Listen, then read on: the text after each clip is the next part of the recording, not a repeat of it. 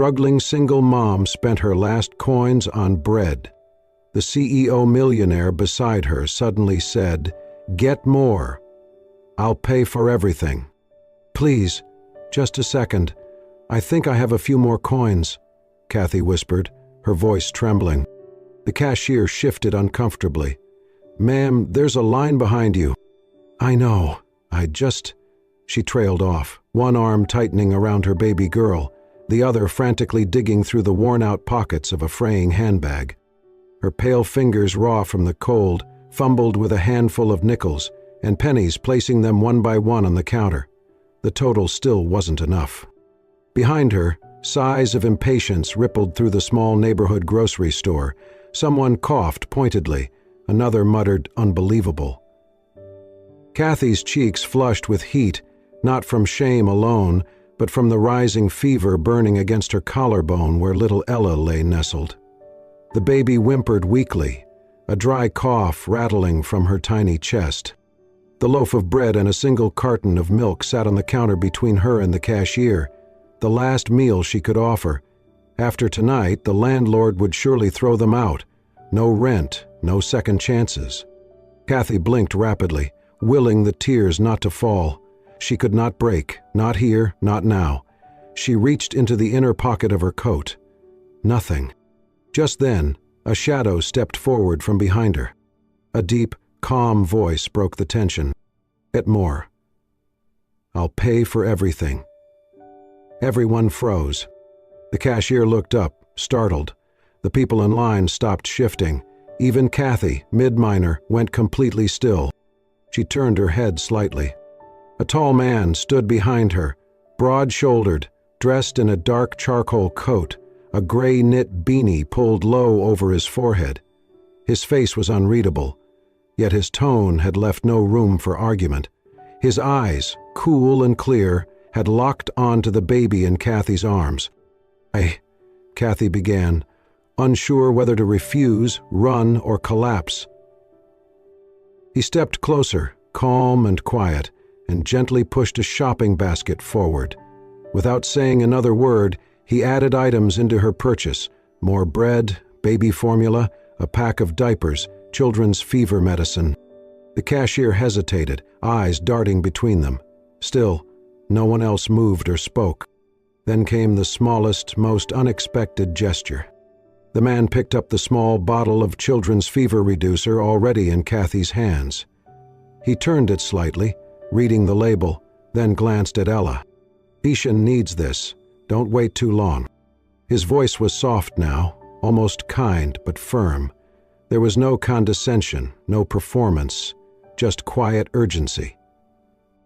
Kathy stared at him, unsure whether to feel grateful or defensive, but Ella let out a cough that reminded her she did not have the luxury of pride. With one arm she held her daughter tighter, and with the other she pulled the added items into her embrace. "Thank you," she whispered, her voice catching. He didn't respond. Instead, he handed the cashier a credit card. The total was paid without question. Kathy stood there, numb, holding bags she never expected to carry, her baby, and her dignity, fragile but intact. She turned to the man again, searching his face for something, an explanation perhaps, but he had already stepped aside, silent. "Wait, what's your name?" she asked. He paused. "Andrew," he said simply, before pulling a small card from his coat and offering it to her. "If she needs a doctor, call this number. No thanks needed." And just like that, he walked out. The store slowly resumed its rhythm. Customers resumed their murmuring. The cashier exhaled and called the next person in line. But Kathy just stood there for a moment longer, holding Ella close. She looked down at the card in her hand. No company name, no title, just a name and a number. Andrew G. Outside, the wind howled through the streets, cold and biting. But in her arms, Ella shifted, breathing a little easier. Maybe, just maybe, they had a chance to make it through the night. If you feel even a flicker of hope in this moment, tap the hype button. Sometimes, a single act of kindness changes everything. This is the sort of honesty that advertisers.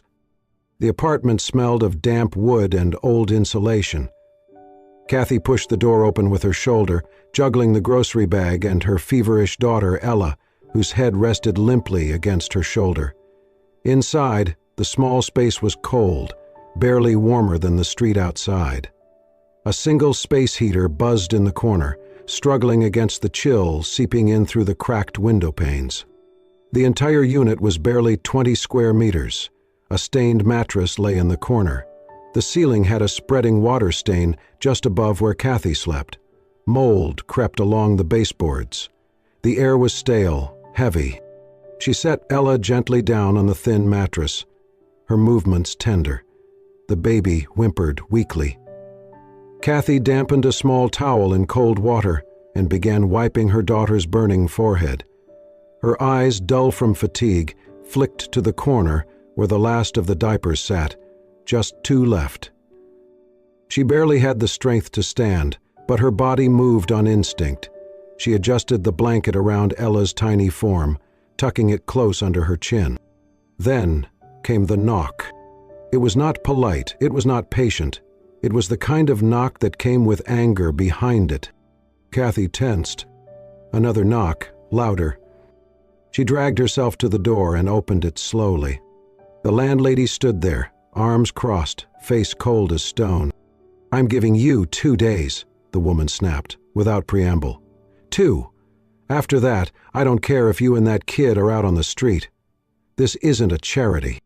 "Please," Kathy said softly, eyes pleading. "I'm trying to get the money. Just a few more days." The woman's gaze shifted to Ella behind Kathy, curled in a ball under a tattered blanket, her tiny chest rising and falling in uneven breaths. She sneered. "Girls like you should have thought twice before spreading your legs. Now look at you, dragging a sick baby around, can't even pay rent." The words sliced through Kathy's chest, but she said nothing. She just bowed her head. The door slammed shut with a sharp finality. Kathy stood still for a long moment before her knees gave out, and she sank to the floor. Her arms wrapped around her own ribs like she could keep herself from falling apart. From the room next door, muffled voices floated through the thin walls. "Did you hear that? She's still behind on rent. Had a baby at what, 20? Probably doesn't even know who the father is. He should go ask the state for help instead of begging the landlord. She looks like she hasn't slept in weeks. Poor baby, though, born into all that." Kathy squeezed her eyes shut. Her hands reached out blindly until they found the brown paper bag she had carried home. She pulled the loaf of bread and carton of milk into her lap like they were treasures. The weight of them, the simple fact they existed in her hands, brought tears to her eyes. Her voice cracked as she whispered to the sleeping baby. "I'm sorry, Ella. Mommy couldn't even buy this for you. A stranger had to step in." She ran a hand gently across her daughter's damp hair. A single tear slipped down her cheek. No one saw it. Only the dim, flickering light bulb overhead bore witness to the silent collapse of a young mother holding on by threads. She set the milk aside and pulled out her wallet. $1.25. That was all. She looked at it for a long moment. Then, from her coat pocket, she retrieved the small card he had handed her. Andrew G. A phone number. No company, no email, no address. Nothing else. She hesitated. Pride fought logic. "But—" Ella coughed again, this time deeper, rawer. Kathy closed her eyes, took a breath, and dialed. The line clicked once. Then, his voice. "I told you, no thanks are necessary. I'll send a doctor right away." She was caught off guard by how calm he sounded, by how certain he was. I just, her voice faltered. "I don't know how I'll ever repay you." There was a brief silence. Then he said, simply, "No one's asking you to." He added, gently this time, "Just take care of your little girl." Kathy's hand trembled as she lowered the phone. She looked down at Ella, now dozing again, and for the first time in weeks, she let herself breathe. The knock on the door was soft but steady. Kathy opened it